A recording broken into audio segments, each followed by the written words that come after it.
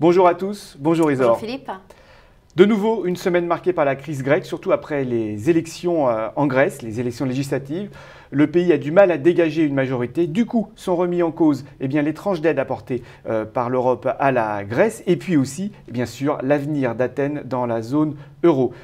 C'est un véritable drame humain, une tragédie, parce que toutes les parties font des efforts. D'ailleurs, l'Europe et le FMI ont apporté une aide colossale, historique, je dirais même, envers un pays. Oui, en quelques chiffres, le FMI et la zone euro ont d'ores et déjà versé plus de 147 milliards d'euros à la Grèce. Ça représente à peu près 13 000 euros par habitant grec, donc on voit bien que c'est colossal.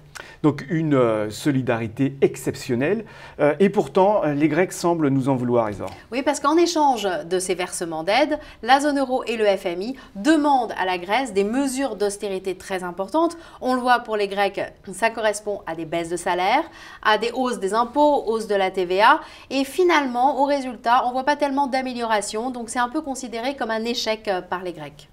Et puis il n'y a pas que la Grèce, il n'y avait pas d'élection en Espagne et pourtant l'Espagne était au cœur de l'actualité parce qu'elle a du mal encore avec une de ses banques. Alors oui, une de ces banques, on va même dire toutes ces banques, mais une de ces banques en particulier a fait l'actualité, sera la valeur du jour. Il s'agit de Bankia, qui est la quatrième banque grecque qui va être nationalisée par l'État. Mais tout le secteur bancaire espagnol souffre parce qu'il est confronté à des créances douteuses, des actifs toxiques, notamment dans l'immobilier.